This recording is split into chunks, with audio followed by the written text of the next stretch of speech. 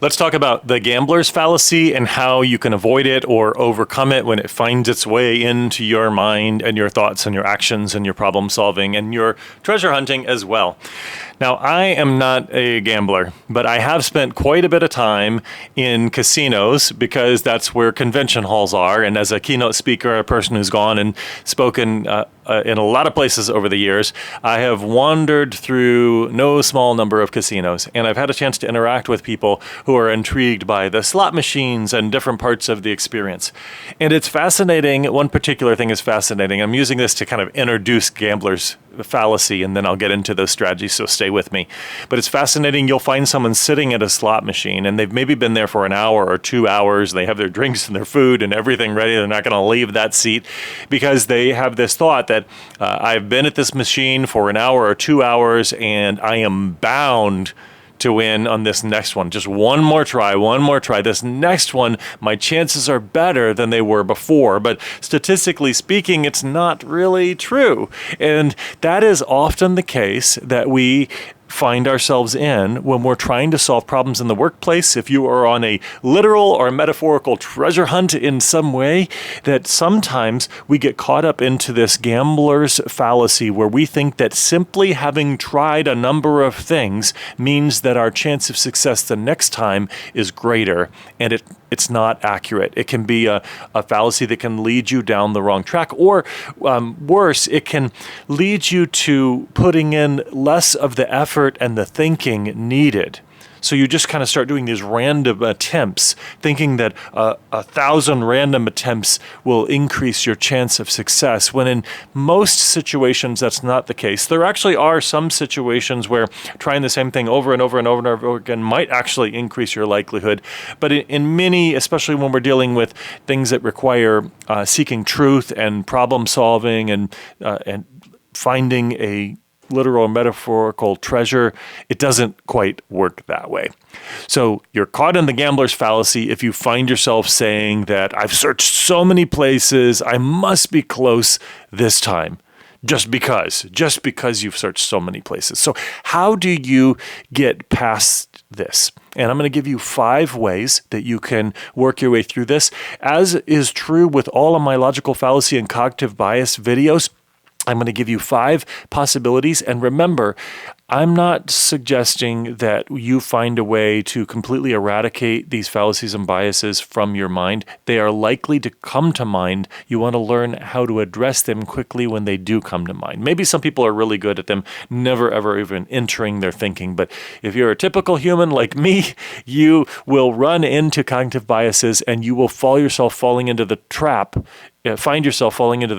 of logical fallacies. But you want to be able to recognize them and respond, adapt, address them, and get back on track to real truth seeking, because that's what we want to do. Real problem solving, real truth seeking. So here are the 5 strategies that I'm going to offer for you. One is you want to label each of your attempts at something.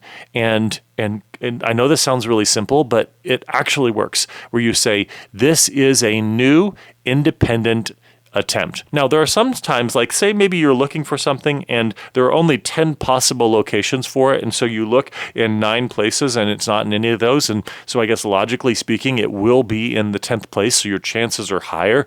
But when you're dealing with a broader array of options, or dealing with hundreds, thousands, even millions of possibilities or something like that, you're not really increasing your chances very significantly by just kind of randomly going through 50 or 75 of them.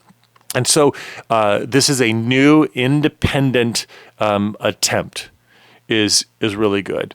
And in fact, what often happens is, say you've gone through a series of independent problems and you failed at the last 9, and so you think, well, I'm bound to be successful on the 10th problem because I failed on the last 9, but they're completely different problems. They're unrelated to one another. And so you want to acknowledge in your mind, this is a new independent problem, clue, puzzle, whatever else it might be. That alone is a good step. Second one is you want to keep some kind of tracker, some kind of visible tracker of your clues, your theories, your attempts, and just kind of document them.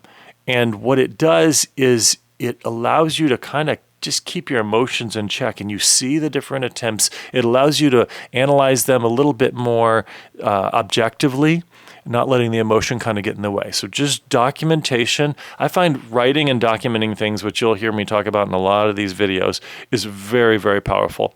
The third one is to picture in your mind's eye the breadth of randomness that exists. So let me describe it this way. So say you are trying to discover a treasure that's been hidden somewhere in the Rocky Mountains, and you have looked 100 places, and now you're at your 101st place. So you're convincing yourself, well, I've looked 100 places. My chances have to be better now. Well, here's the randomless kind of mind's eye imagination that helps you kind of put that gambler's fallacy in check. Acknowledge for a moment that there are 100,000 people, maybe there were 100, like the Forrest Fenn treasure hunt, 100,000 people who have been searching. And of those 100,000, they have covered over 1 million spots that they've looked for. And you're on 101. You see what I'm doing here? It's giving yourself a reality check and saying, well, it's not just me. There are a lot of other smart, thoughtful people who are looking, and there are far more attempts than just my single person 100 attempts. And so it puts that gambler's fallacy into check, saying, well, actually, this isn't my 101st attempt. This is our collective 3 millionth attempt. And even 3 million times, people haven't found it yet. It's not meant to be negative or pessimistic or cause you to lose hope, but it does allow you to loosen up that gambler's fallacy to realize that just trying over and over doesn't help. Now, ruling out things systematically, that's different. But this just helps you avoid that kind of random attempt kind of fallacy. The fourth one is self-talk. We notice when you start using language like, well, I'm bound to find something this time, or I'm due. You know, it's like I deserve this time because I've tried so many times before, or it just has to be here, you're saying in your own mind because you've looked in so many other places before. And that is a gambler's fallacy when you're starting to use that language. So check yourself and avoid that language and try to use more objective language, which will force your brain into thinking in a way that you're actually seeking truth, you're seeking clues. And by the way, this is so practical that say you've misplaced your keys in your house and you just start randomly looking all over the place. Well, granted, maybe you have a small house and there are only about 100 possible locations. But I have seen people who look in all those 100 locations and they look over and over and they don't find it, only to discover that the keys are sitting right on the table in front of them. So they weren't actually, they were just caught in a kind of gambler's fallacy of I've tried over and over and over again, so I'm bound to find it. And sometimes that works just through those random attempts. But if you were just to pause and objectively kind of do some kind of assessment to